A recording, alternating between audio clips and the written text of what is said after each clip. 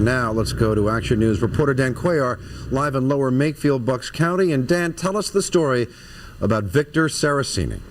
Well, Jim, we cannot begin to imagine the pain and grief being felt here in Lower Makefield among the widow of Victor Saracini, Ellen, their two young children, Kirsten and Brielle, as well as other relatives, co-workers, and friends. They have been very gracious in the face of this tremendous tragedy, asking for privacy, while at the same time trying to let us know who Victor Saracini was. A loving husband and father, co-workers say 51-year-old Saracini had been with United Airlines since 1985, with much prior experience as a pilot of commercial jetliners. Good family man, good friend, great pilot, and we're going to miss him a bunch.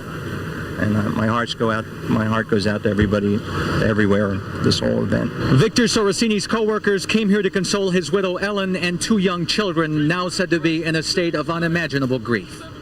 At this point, I think prayers are about the only thing we can offer until this whole mess is sorted out. But I know the Saracini family would appreciate any prayers that can be offered. This is going to be a very, very difficult time for them. It's been a difficult time for Saracini's co-workers after seeing images of his Boeing 767 crashing into the South World Trade Center tower after it was commandeered by terrorists. It's unspeakable. There are no words to describe it. I wish I could. I can't even imagine. This is like the, my worst nightmare you ever could imagine. This sort of a thing. This is the stuff of Tom Clancy books, right. And now it's suddenly realities.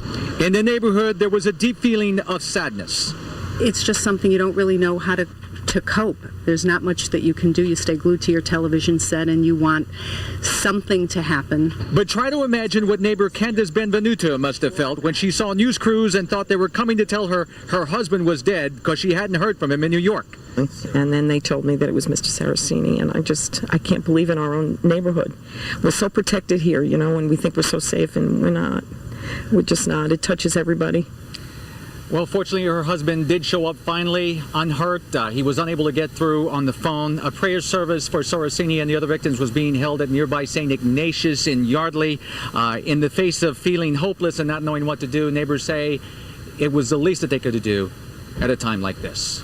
Live in Lower Makefield, Dan Cuellar, Channel 6 Action News. Victor Saracini, the pilot of that second plane that crashed into the Twin Towers today in New York. Thank you very much, Dan.